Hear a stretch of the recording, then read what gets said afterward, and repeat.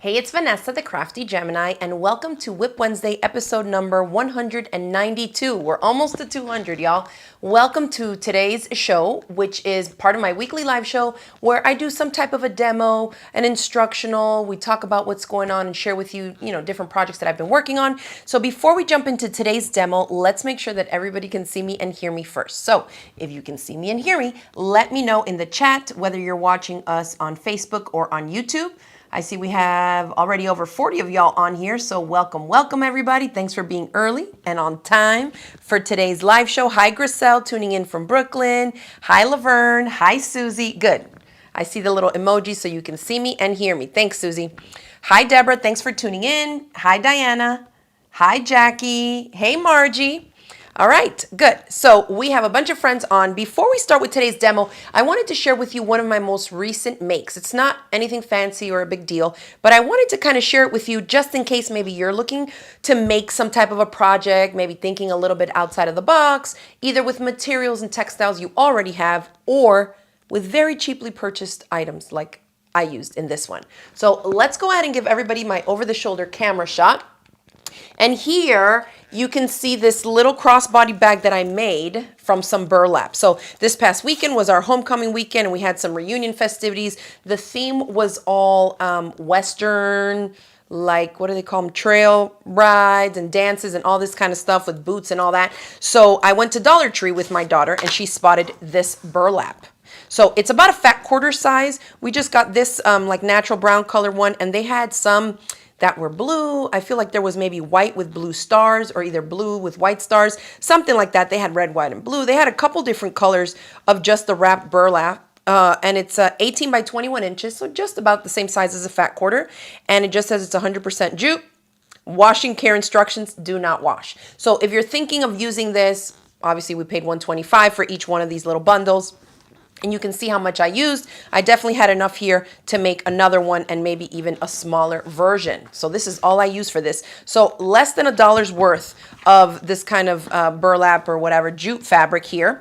And then, I mean, the hardware and the accessories cost me more, obviously, a lot more than the fabric. But you can see I added a fancy little zipper. The metal pull is metal, but the teeth are the metal colored. I think this is from some zippers by the yard I had left from Sally Tomato Projects. And there's no lining, just very quick, easy, threw it together. I made like a little strip. Let me see. I think I have a chunk here still left. So I basically double folded it and then stitched 3 lines straight across to make this kind of sturdy tab like that. Cut the length, folded it to make a loop, stitched them onto here and here. Added my D-rings to it when I attached it here. And then, of course, just some 1/2-inch wide webbing with the lobster clasps that I just went ahead and threw on. That way I could be hands-free at all the evening festivities and was still very much, in line with that kind of Western country vibe. So I wanted to share that with you because if you're ever looking for something like that, whether it's with Halloween coming up for the holidays, look and see. You might even have stuff like this in your stash already that maybe you didn't think of making into a little pouch. Now, this is not like a specific pattern or anything, but if you wanted to make a prettier kind of lined version of something like this, I would suggest looking at my Stroll crossbody bag. You could just do a Google search, type in Crafty Gemini Stroll crossbody, and something similar to this will pop up, okay, with lining, and the zipper is kind of more in front. But if you're looking for a crossbody bag that's about this-ish size, that would be my next recommendation. This, I just cut a chunk and just kind of went with it. But it worked out really great, and it lasted me all weekend long. Obviously, I won't be washing it, but if I need something with that kind of a theme, maybe like these fall festivals and things with hay bales and all that, I think this would kind of be right in line with that. So welcome. Hi, Brittany. Thanks for tuning in. Okay, so now let's go ahead and start with today's demo. I wanted to do something a little bit simple and straightforward. This is probably a project many of you have done, but I thought something this simple would be a great place for me to show you how I would use directional fabric for a wraparound bag or pouch. So let's explain what I'm talking about. So here is the little drawstring pouch. Don't worry about the ties for now. We're going to talk about some other options and everything in a minute. I just wanted to have this one done for today's live. So I just cut some scrap pieces of cotton fabric, okay? So if we look at this little drawstring bag, and I'll give you the finished dimensions in case you want to copy the measurements of the fabric that we're using. This one measures 6.5 inches this way, by about 7.5 to the top of the drawstring casing, okay? If we look at the little ghosts here, we can read them correctly, right? They're not upside down. If we flip it over, we also see that the ghosts are facing us correctly. They are not upside down. However, this pouch was made from a piece of fabric like this, okay? I cut out 7 inches by 18. So if you have a fat quarter, you can cut multiples of these, at least 3. If you go 21 inches this way, or 22, by the 18, you can go 7, 7, 7 by 18 out of 1 fat quarter. So those of us that have fat quarters in our stash, you know, you can turn them into 3 different little treat pouches, gift pouches, whatever you want if you're copying the same dimensions. So 7 inches by 18. When we're working with a directional print, and I have a different fabric here just so we can kind of go over some basics. A directional print is a print that has some type of image, design, or illustration on the fabric that has to read, it doesn't have to, but visually we recognize the image or the text to read in a certain way, right? The ghosts, we see all their eyes are at the top. They're all laid out in the design this way. In other words, I would not make a pouch or a bag where all the ghosts are upside down, really, right? Ideally, you're gonna have it be this way. And this is a directional print. It can be text, it can be characters, figurines. Florals are another popular one where you know that the stem, right, goes underneath the main part of the flower, so you don't wanna have it be upside down. You recognize it to be read top to bottom. Now, I oftentimes will recommend my students to use fabric that is what we would call a non-directional print. And so here I have another little spooky print since Halloween is coming up. These are eyes, okay? These eyes, I guess technically they are also a directional print because the eyes are kind of looking at us this way. But really, if I look at it like this, depending on how big of a chunk you cut, you're not really going to be able to tell what is on the fabric. All I see is really black and orange, okay? Same thing for this way. They're kind of sprinkled a little bit around, so it could be used like a non-directional print. However, if you use something like this here, the skulls, okay? Another motif, right? All the skulls are going top to bottom. They're not, some of them are not upside down, right? Sometimes you'll get that where the imagery on the fabric is kind of sprinkled in different directions, even though it's a figurine or some text, because they put it in different areas of the fabric print, flipped on its side and upright, then it's basically plays like a non-directional because you could use it in any direction, and chances are you'll have at least one of them facing correctly in that flipped over mode. Does that make sense? So these guys do not. All these skulls are going upright. So something like this, I like to fussy cut, okay? Or use it whole like that, top to bottom. You may recall from last year's Spooky Craft Week that I did a tutorial on how to make this fun block, fussy cutting something spooky like the skulls from this print here. Now, if we have a look at the fabrics that are next to it that I used to frame it out for this log cabin block, you can see that these little spiders, that's a non-directional print because they're kind of going every which kind of way, and the same goes for the little polka dots. I love a good geometric print because you can use it any way you want, okay? But the little spiders, again, they're kind of flipped all over, so it doesn't matter which way you cut the strips and which way you sew them on. They're gonna look about the same all around. The same goes for the orange here. It's mostly a solid with some small geometric shapes, also non-directional when it's cut this small. If we have a look at the fabric itself, you might notice that it is a directional print, right? You see these clamshells that are made up of these small geometric shapes, and they're all going this way.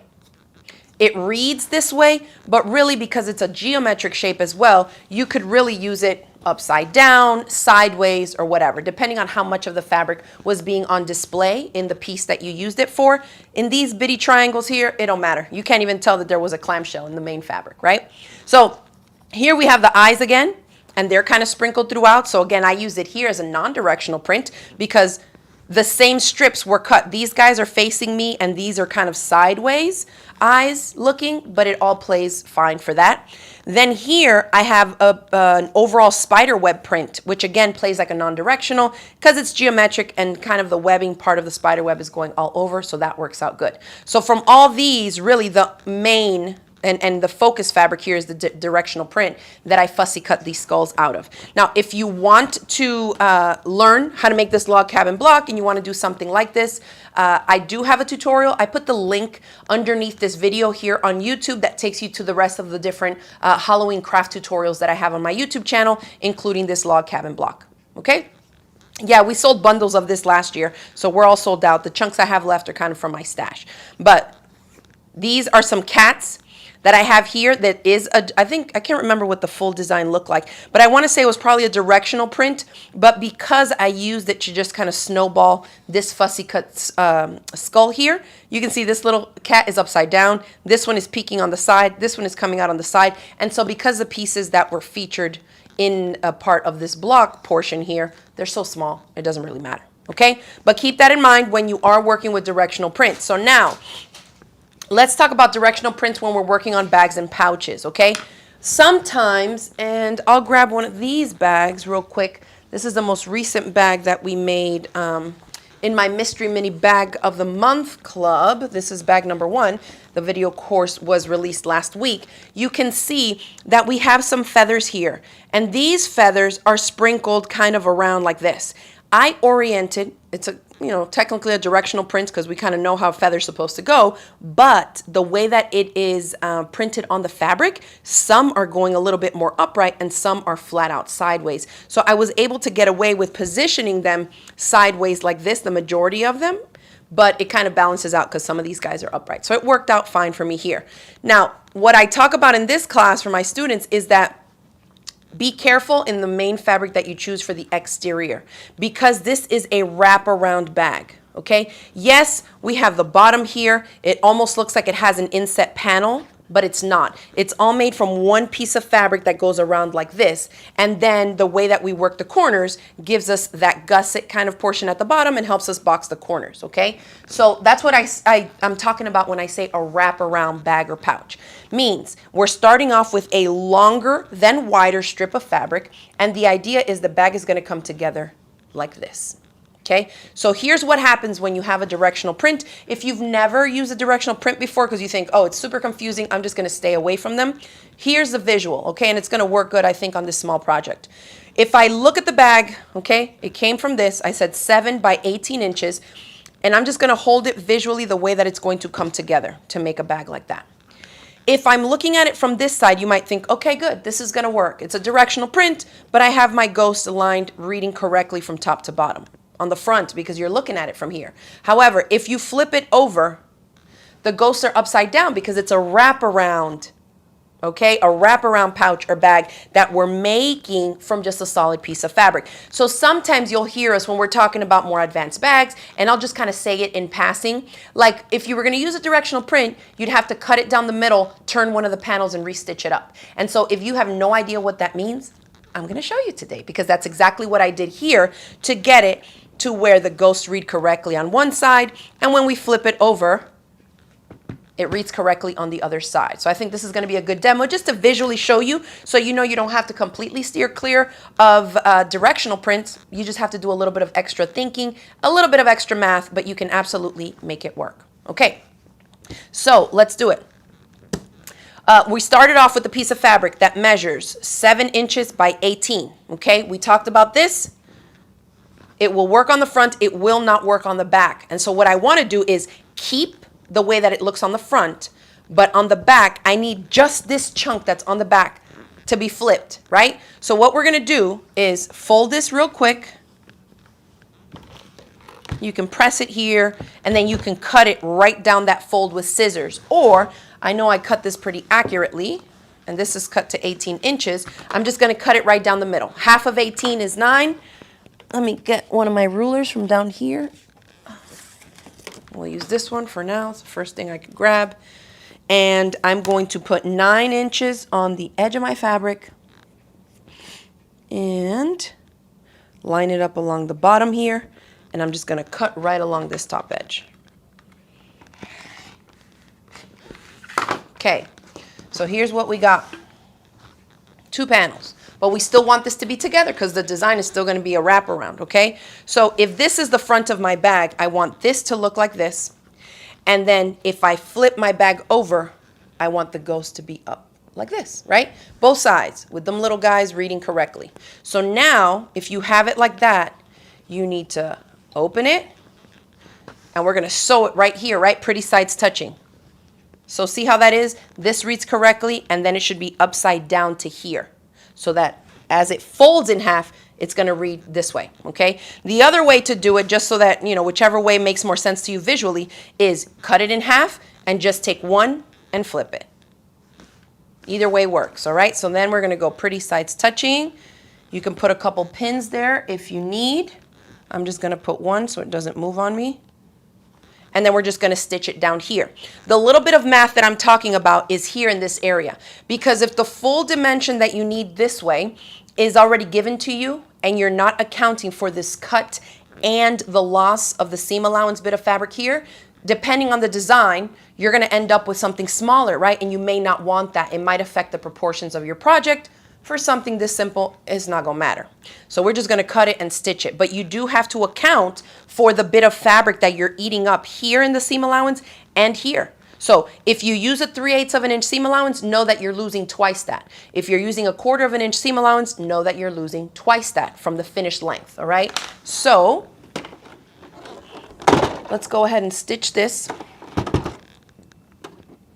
Lori says, I made that mistake once, but I gave it to my knitting teacher, and she loves that it's not directional. On one side, she uses it all the time. Yeah, and so on some projects, it doesn't even matter because, like, say on some bags, for example, like a crossbody bag, if you're wearing it crossbody, the side that's always showing out to the public is the pretty side, right? And so then the upside down side, if you didn't do this step here, it's upside down, but it's on your body, so nobody really can see it, okay? So there's ways around it, but if you are trying to, you know, figure out how to turn things around and make it work and all that, this is what you would do. I am just going to use 3/8 of an inch seam allowance. And the reason for that is I'm probably going to want to press this seam open. And so a 1/4 of an inch, or even narrower, a scant 1/4 of an inch like us quilters like to do, is really narrow for you to like press it open, maybe try to finish the raw edge of each side of that seam allowance if you want to zigzag it and kind of finish the edges off. It's up to you, but just make sure that you account for whatever the width is that you're eating up here for the seam allowance. 3/8 of an inch for me is just the edge of my presser foot when the needle is in the center position on this machine, so we're just going to do that. And then I'm just using a short stitch length. I think y'all can see it. Anywhere between 2 and 2.5 is going to be plenty for a little project like this. And then I'll backstitch at the end. Great. So I went ahead and just did this side first because we're going to kind of take this step by step here.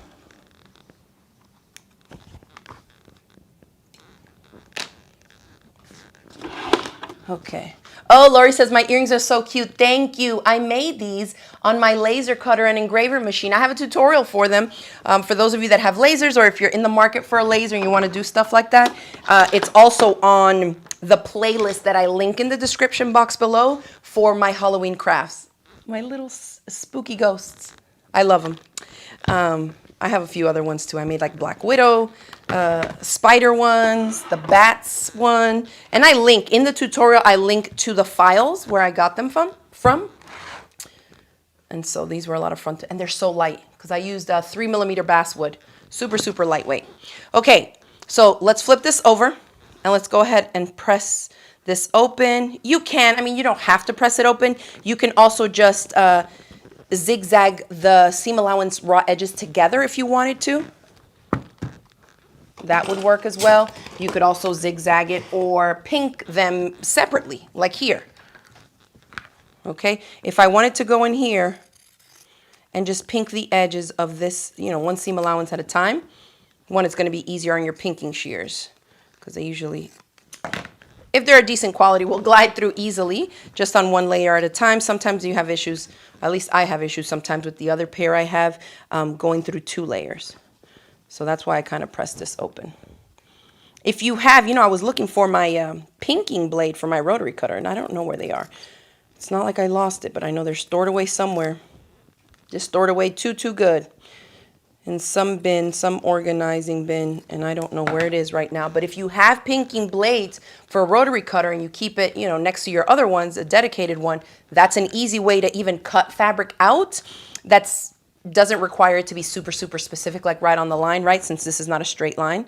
But if you needed to trim out these pieces with that rotary blade, you could really get through and do a bunch. And I'm just thinking like that because I teach kids sewing projects. And so I'm always thinking like, what can I do for like 25 kids to prep their fabric easily and quickly? So I do need to find that pinking blade. Anywho. So now we can double check. We go like this, we fold it up, we look, yay, ghost looking good. Other side, ghost looking good. And that's it. That's all it takes, okay, to flip around one of the panels, slice it right down the middle, and then flip one of them around. That's how you use a directional print for some type of a wraparound pouch or bag project, okay? So if you've been hesitant to use directional prints in the past, I hope this showed you how easy and simple it is. The only other concern I have sometimes that I hear from students is that they don't like the seam down the middle. So it's going to depend on what the project, you know, what project it is that you're making. For a little pouch like this, having that seam down the middle, it doesn't affect anything at all. It actually helps kind of delineate the edge of the pouch itself, right? Because we have a seam already here. We have a seam already here. Nobody knows that you're not really supposed to have a seam down here. It just looks like if it was two pieces and you sewed them down all three sides together, right? And so we're more worried about making sure the directional print is facing correctly. So that's good. All right. So now, oh, Windless Original says, I really want to make the embroidery bugs you made. Bugs? You can go ahead and say it. You mean roaches? Let me grab a couple of my roachy friends. If you don't like roaches, look away. Look how cute they are. These are freestanding lace roaches. I linked to the pattern for my friends. The design, I should say, the machine embroidery design. You can see the different colors of thread that I use. Oh my gosh, don't they look so real? I need to stitch them. I still haven't stitched them on clothes, but I want to. Look how cute. Oh, I love it. Okay.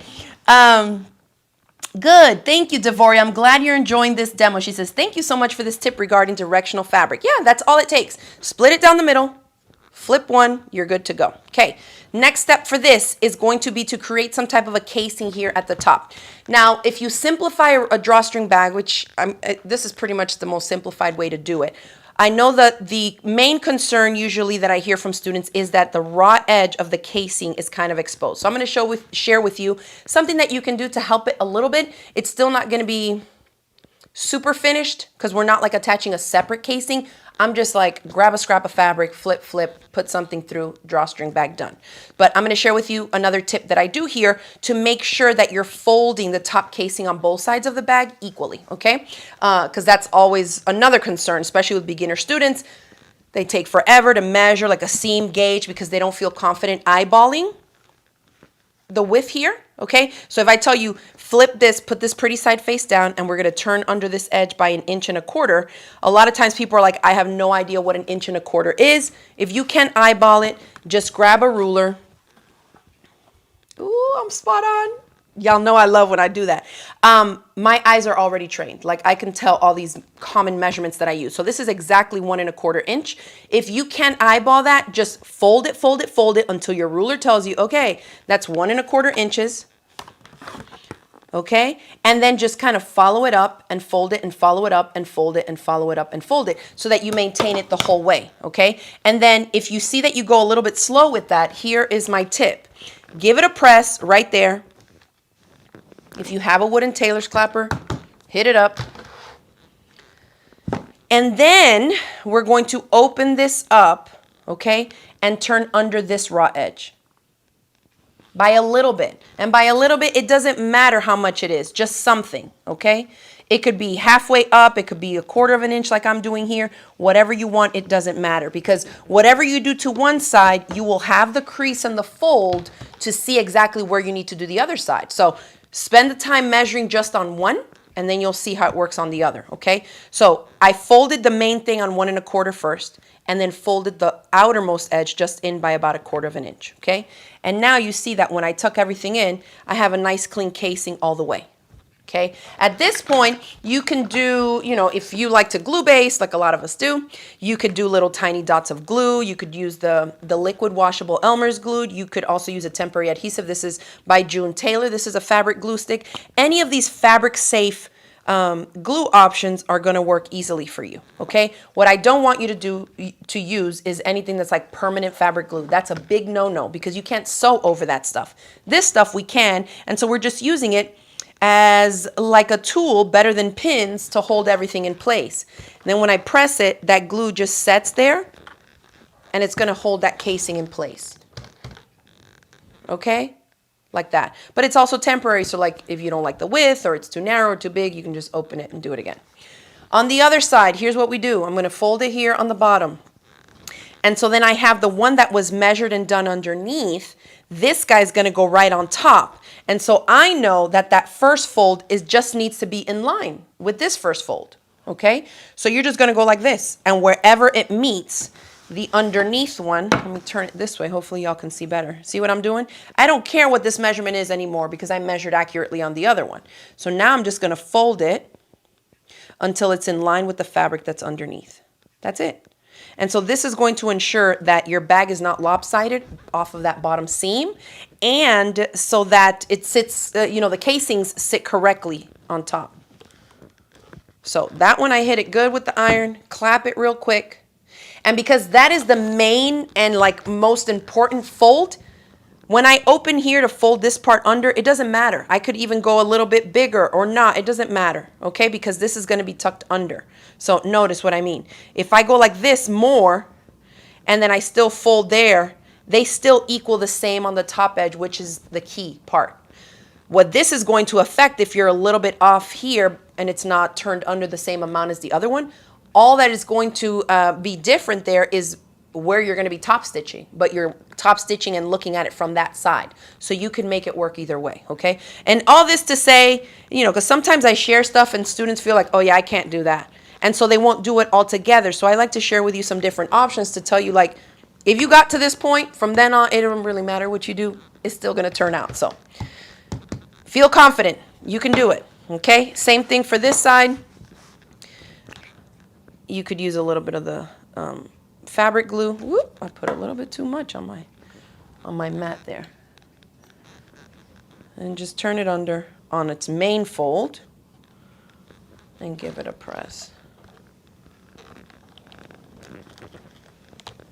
Okay, so this is the part that I'm talking about. So great, we have fabric turned under 2 times. We don't have any raw edges here. That means that we have created a little casing, right? In other words, a tunnel for whatever you're going to use as your drawstring to slide through all the way throughout so that we can turn this into a proper drawstring bag, okay? So on the edges here, you might notice there it's not raw. So I have done something else to this raw edge. If you leave this raw, it's going to fray over time, which is not that big of a deal, okay? But, depending on what event or what thing you're trying to do it for, you don't necessarily want to have little bits of fabric threads everywhere, okay? One of the things that you can do is similar to pinking here. You could pink up the full side and the full side here. This edge is still going to be raw, so it will kind of fray a little bit, but it will fray less than if we left it flat like this, okay? The other thing that you can do is to turn in this edge. Just like at the top portions where we're more likely to see the open end of the drawstring, you can kind of turn this under a little bit, like by 1/4 of an inch or even 3/8 of an inch here, and just have it taper off into the side seam. Can you see how that goes? Okay, I'm going to press it. And I'm going to do it again. So both on these sides and both on this side, just so that it's fully tapered like that, okay? And if you want to hold it down, simple. Hit it with a little glue and put it down. There's one. When I do one side, I'll immediately go and do the one underneath so that I can try and match it to it since one is on top of the other, like how we match the folds, same thing. So I flip it and then I'm going to come in here just so that the edge is right in line and I kind of see it underneath and like that. It doesn't have to be super perfect. The idea is that we just don't want the outermost ends of that drawstring just popped out and fraying, okay? When they stay to the inside, this is basically going to be stitched here. They're going to be turned under and it'll kind of be hidden to the inside, so you won't really be yanking too much on that, all right? So there's one. Can you see how that is a little bit tapered off? Let's do the same thing to this side. It's just like a little sliver.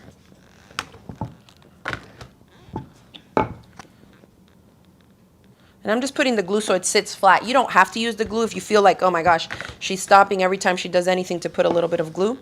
It's just one of those, you know, little crutch tools that just makes everything be, I feel like, smoother and easier.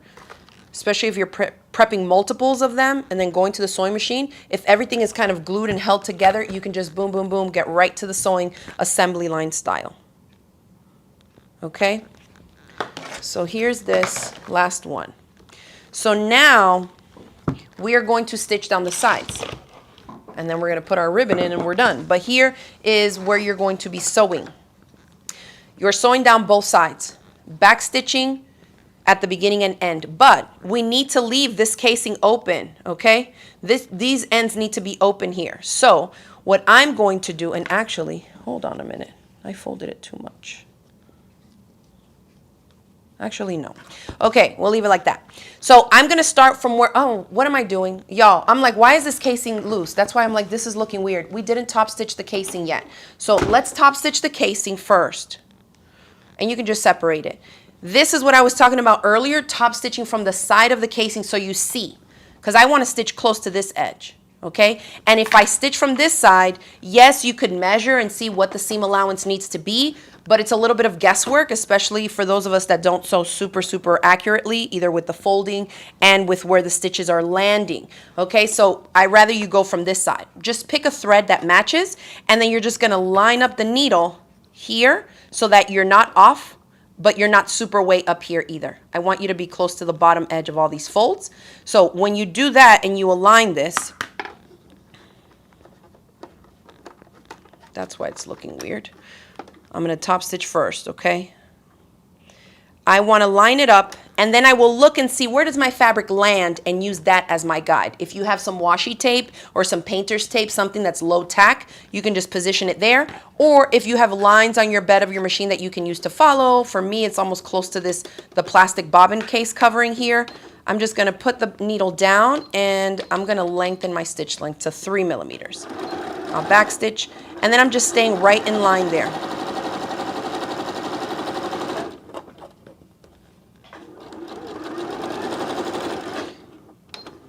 It's one of the downsides of using glue. It holds everything so flat that you forget it's not sewn. Don't forget that. You what? Do I have any of the what? I don't think so. I mean, I might have like half yards or something, you know what I mean? No, not on the website, no. Definitely not. Just from like my stash, you know. Let me undo this real quick and top stitch these casings. So yeah, don't do that. I mean, unless, and I will say this is a quilter's tip.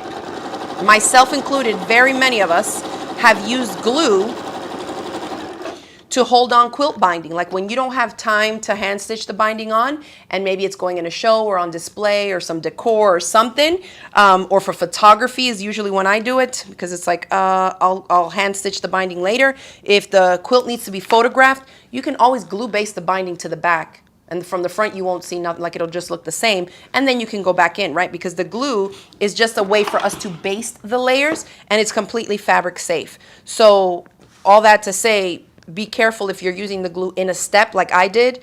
When it's super nice and flat, you're like, oh yeah, that's going to stay there. But it won't stay there indefinitely, okay? Especially if it's a project that's going to be washed. The glue's washable. It's going to wash out. So don't do that.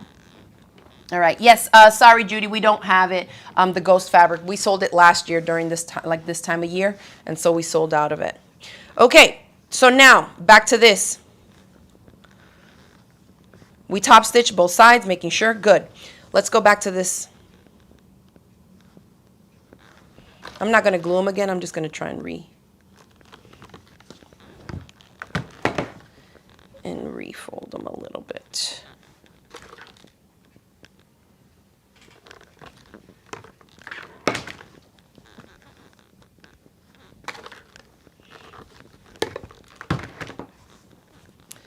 Okay. Oh, Winless Original says she learned about gluing in her first Crafty Gemini Quilt Club. And it's so funny because some people are just like, I would never, like, Professionals, we use this for a lot of different things. It's just a way to hold the fabric layers without messing up the fabric, without, I mean, always test it. You know, if you're using some specialty dyed fabric or something like that, you don't want to end up with like a light spot in case the glue affects, but we use it all the time, okay? Even in like real, you know, like fashion shows and stuff, they will glue base hems all the time. Instead of pins, you know, sometimes I used to watch those shows like Project Runway, and I'm like, why would y'all leave a pin? Just glue it and press it. You know, when they send them down the runway and they're like, you see the pins? I'm like, I wouldn't. I would have glued that whole thing. Okay, so now let's stitch down the sides. And I'm going to do the same thing. I'm going to start and stop where the casing begins. So like this little bit that's folded over, leave it. You're not stitching here, okay? You're stitching down here from like right underneath the double folded hem that we did there for the casing. Here, back stitch and come straight down the sides, back stitch, and do the same thing here through both layers, okay? You can put pins if you need to. I starched the fabric. Once it's pressed and clapped, and because everything was exactly at the halfway point, you can see that it just stays perfectly aligned and I don't have to fuss with it too much. What I am going to do here is shorten my stitch length though, because this is now a construction seam, right? This is the side of our bag. I don't want to have long basting stitches on the sides. And I'm lining up the edge of my presser foot with where the edge of the fabric is. Even though the fabric is kind of pressed over, I'm eyeballing here where the main chunk is. That way from there till I get to the bottom, I'm still maintaining the same seam allowance, okay?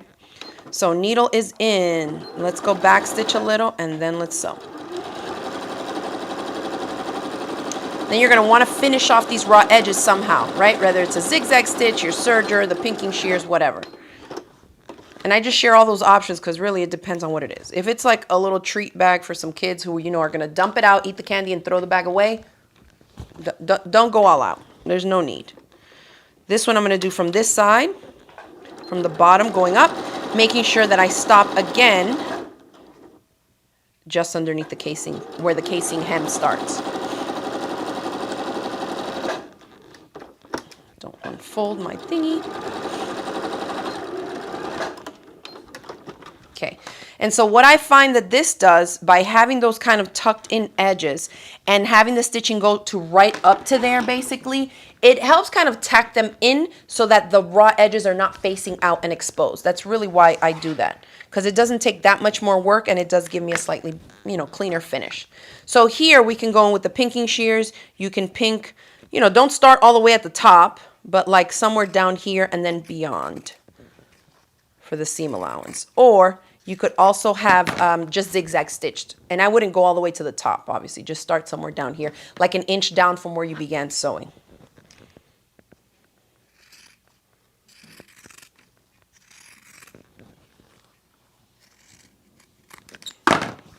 Okay, let's flip this baby right side out, poke out all my corners, and let's give it a good press and clap. Yes, Susie's asking, can you just serge it? Absolutely. If you have a serger, you can whip these up in no time. And actually, for those of you that have a serger in a box in a closet somewhere, this might be a good little project for you to do, so that you don't feel like, you know, you're wasting fabric or you're experimenting on a really fancy project. Something like this would be a really good place to practice, okay? So now, you saw how I did that. This is just a bamboo knitting needle. You can use chopsticks. Any kind of narrow blunt tool would work fine.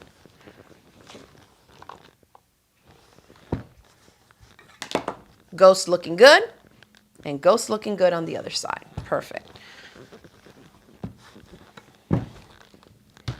All right, so now we just have to feed our cord, ribbon, whatever it is that you're putting through here, through the casing. Okay, so a couple tips here. For this one, I just wanted to be able to cinch it up, so I cut some strips of just one layer of this orange cotton fabric using my pinking shears. Depending on what this is going to be for, you may or may not want to do this. For something quick, like I just needed for this demo, I went ahead and did that, but you can see how that looks, right? If you're using a dark or bright colored fabric, the one side is going to be muted because the print is on one side, okay? If it's a batik fabric, it's going to look better right? If it's a cotton fabric that's fully dyed and saturated through both sides, it's not going to look like this because the color will show on the other side. So that might be a better option if you're wanting to go with one layer. The other thing is that this is cotton fabric. So although I just pinked about a 1/2 inch width, you can see that that fabric, as you grab it and kind of swipe it and everything, it's going to continue to fray, okay, over time. So really, this is probably not the best idea to like the type of fabric to use for the drawstring over time, okay? So I'm going to cut these guys off real quick, and I'll show you. Okay. How we would do it on this one. I have, say I wanted to use orange, I found some orange ribbon in my stash, and this is only 4 feet long, but I found this, I think, at Dollar Tree. So in that $1.25 section, you know, you can build yourself up even with less than 10 bucks, like a little stash of different colors. And that way, if you're making drawstring bags, you know that you can use this for that. I'm going to do about 18 inches. You can do 20. What I would recommend minimum is like this. Have a little bit sticking out beyond it, a little bit sticking out beyond it, and then double. Because it needs to go around the whole thing. It needs to go front, through to the back casing and come back out and then tied. And the other piece needs to do the same. So if you measure like this, doubled up, extending a couple inches on either side, if we open this up, it's about 20 inches, okay? So you can do that. A little bit less is fine too, because I usually end up trimming off a little bit. So we'll cut 2 like that from whatever it is that you're using. This is like a grosgrain ribbon, kind of. It just says premium ribbon on here, but it's like a grosgrain ribbon. And so the only edges that are going to fray are the cut edges, which we can always just light up with a lighter at the end, okay? To feed this through here, you can use any of these 3 guys. Let me get my third one here. A big safety pin, okay? A metal bodkin like this. There's all kinds of different things. I mean, you can look up bodkin and you're going to find like 20 of them. Or this fancier one. I think this is the clover one that we sell, or maybe we're sold out. But we sell some bodkins on our website too. So if we have them in stock, y'all can check that out at craftygemini.com/shop. Just do a search for bodkin. And if we have these in stock, they're handy. Because the way that it works is you lift up this little white thing, and then that opens up the end here for you to catch whatever it is, the fabric, the ribbon, anything. And then I push this down, and so it clamps it into place. And then I'll use the opposite end to come in here and fit this in.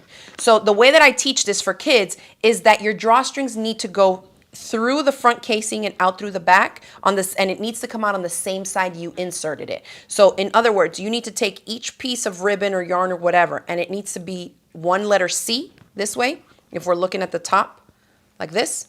And the other one needs to go like this. One backwards letter C and one front facing letter C. Excuse me. And then, because they're inserted opposite, when you pull on them, they go like this and they cinch up one on top of the other, bringing that center portion completely closed. And that's how the drawstring works, okay? So you need to have one cut this way, like inserted this way, and one going this way. So I'll show you. So let's go regular letter C. If I'm looking at the top like this, that means I'm going to insert through the back, go through, come out here, come in through the next one, and come out the other side. So it goes like that. Hi, Enid. Welcome to the live. So now I'm going to go in and find where it opens up, okay, where we folded it out. It's still open, so just slide it in there. We're coming through to the other side like this. And then I'm going to pick up and insert it to the front side. Be careful that you don't pull it fully through. I want to leave a little bit sticking out here because I'm going to tie it with my other end as I come out on this side.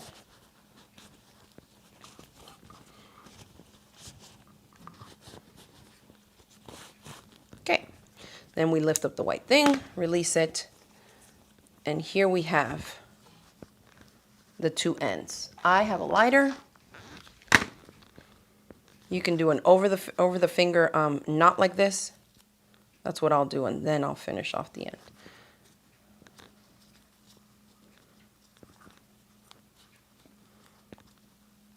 Where's the other one? Make sure you pull both ends out through there. There we go.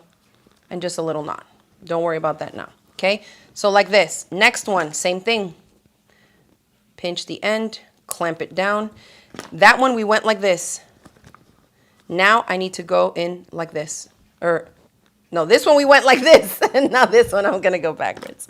That means I need to go in from the left side.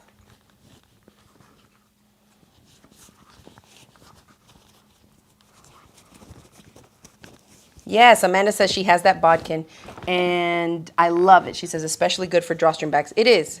I think part of it is a mental game because, look at this. Because it has this long flexible bit, especially on a project like this, look. As soon as I insert it, I feel like I'm already out to the other end because it has that long skinny part. Whereas when you do it with the safety pin, you're kind of squishing through, squishing fabric on top of it, trying to get to the other end. So I think this makes you feel like you're through faster, even though the ribbon itself is back here. Because it has that long flexible bit, I'm already out here and I'm like, oh, I'm done. Ta-da! So yeah, I think it's a little, you know, one of those things. That in our brains, it's like, I love this bodkin. It's my favorite one. It makes it so easy. So on the other end, I'm going to do the same thing. And since I can see that the other side was already fraying a little bit, we're going to give it a fresh trim and a fresh melt. And that's all it takes, is literally a couple seconds to singe those ribbon ends.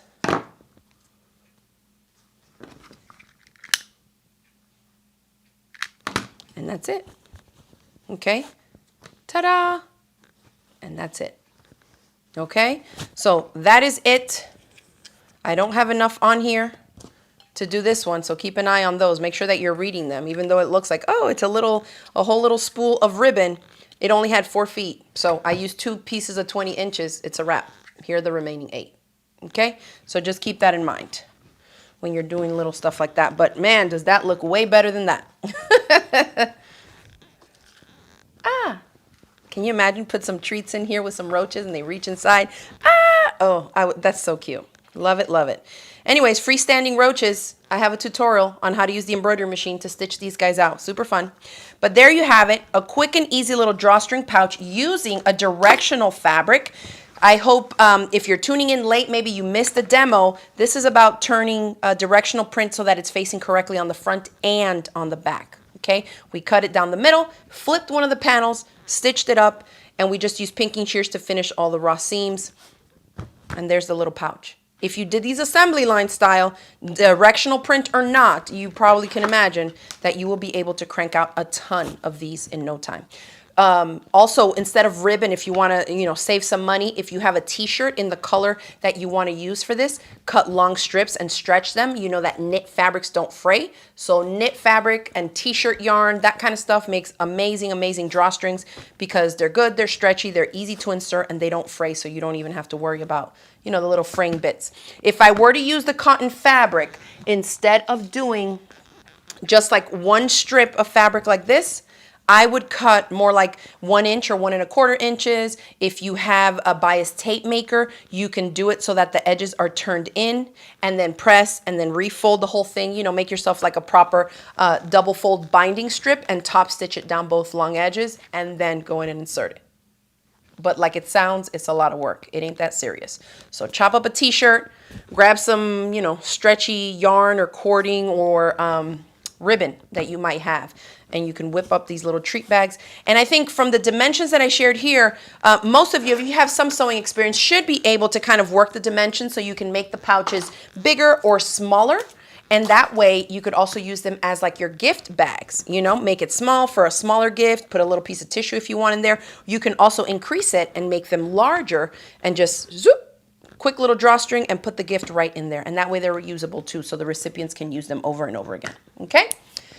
All right, so I hope that y'all enjoyed that demo. Thanks for tuning in, everybody. And I will say, make sure that you are on my email newsletter list, because I am going to be experimenting with something else that has to do with live shows coming up here. And so I will be sending out the information to my email newsletter subscribers first so that we can test everything out and see how it's going. So if you want to be the first to know about that and, be able to click the link and go to what we're doing for our little experiment, make sure that you are on that email newsletter list if you're not already on it. A quick URL for you is craftygemini.com/newsletter. That's a quick way for you to find the page where you can enter your name and email address, and that way we can keep you in the loop of everything we have going on here at Crafty Gemini. Okay? Thanks everybody for tuning in. I hope you find some time this week to do something a little bit crafty, maybe even just a little drawstring pouches with the upcoming holidays, and I will see y'all in the next video. Bye.